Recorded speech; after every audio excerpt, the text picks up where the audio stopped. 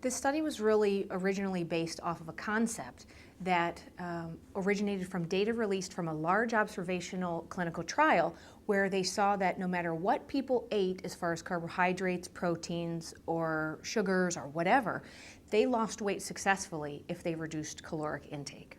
So that was what spurred the idea behind this study. After we take a look at that concept, we wanted to explore, not in a clinical trial setting where people are really being controlled everything that they eat and being monitored closely.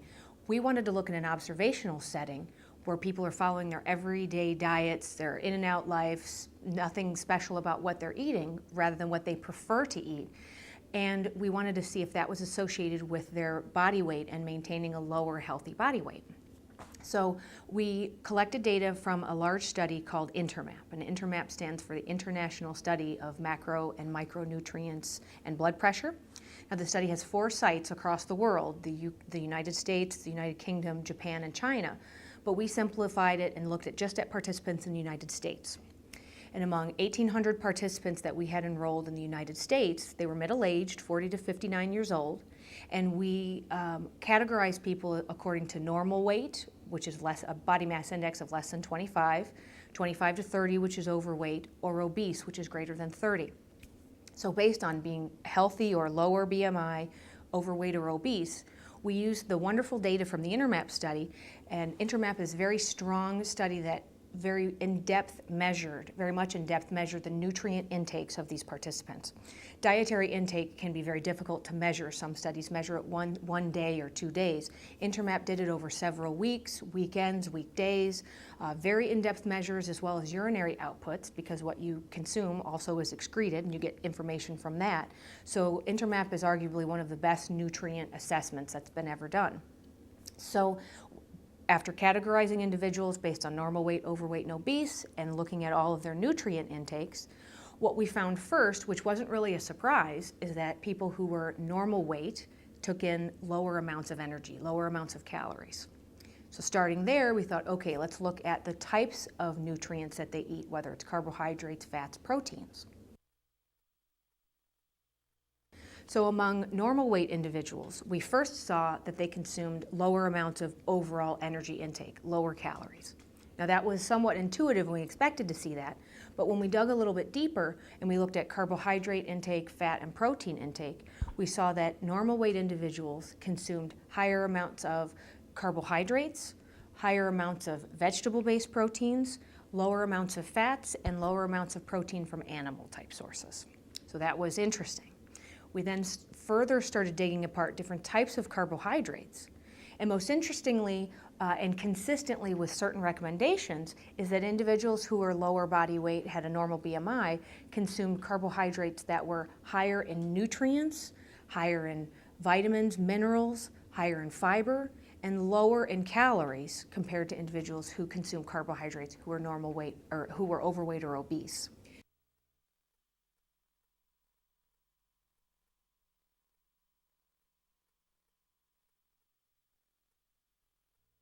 The types of carbohydrates, we broke it down into overall amounts of carbohydrates and then the types of foods that were under carbohydrates.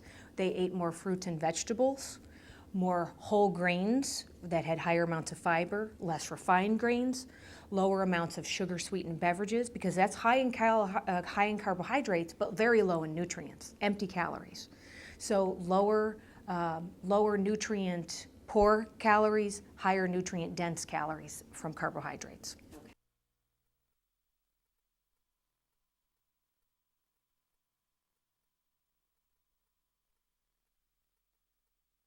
It's been well known that people who are overweight or obese also tend to take in lower amounts of nutrients, which you would think if they're eating more foods, just in the foods that they eat, they would get more nutrients, but it's not the case. They tend to be taking in lower amounts of nutrients, although the foods that they eat are high in calories. So this is what we saw also.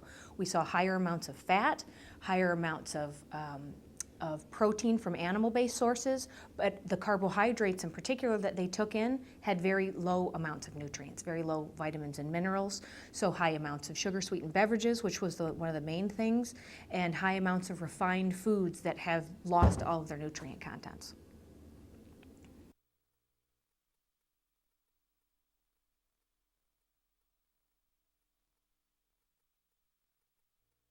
There's a bit of caution when we're comparing what we observed in this study with the diets that people choose for a short-term purpose. Because what we were looking at was the usual intake, people who are not on any type of special diet, not changing anything they eat for any purpose, weight loss, medical, whatever. That's a little bit of comparing apples and oranges compared to an individual that might go on a special diet. If that special diet results in, these data indicate that if that special diet results in lower energy intake, that could promote weight loss. But in an everyday setting with people that consume the foods that they normally eat, the people that have lower body weight tend to consume foods that are higher in nutrient-dense carbohydrates, lower in animal protein, and lower in fat, cholesterol, and sodium.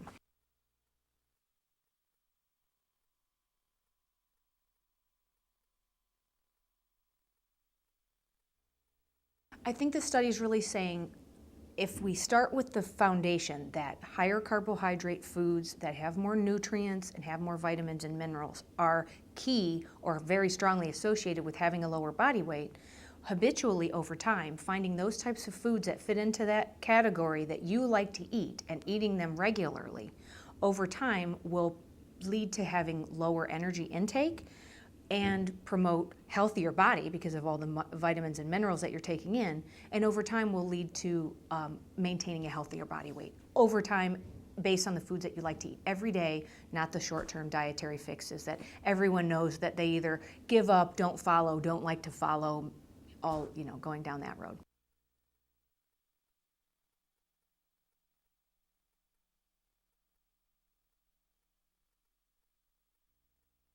Scientifically, no, we weren't surprised at all. But there's a lot of controversy in whether or not certain diets that are composed of higher carbohydrates, lower proteins, higher this, lower that, from a nutrient perspective and a macronutrient perspective, are more beneficial for promoting weight loss. There's one thing to promote it in the short term, there's another thing to maintain it over time. So these results, although it's one snapshot in time, they would say that these diets may work in the short term for you if you like to follow them, if they lead to lower caloric intake. But over time, we saw that the heart-healthy diets and the dietary approaches to stop hypertension diets, the DASH style, these are things that scientists have been promoting for years to maintain a healthy body. They also promote healthy weight, which in turn leads to lower disease rates. So from a scientific perspective, we weren't surprised at all. But this study was unique in that it was a very clear and concise example of how this happens in a normal, everyday dietary eating pattern with people who weren't on any type of special diet.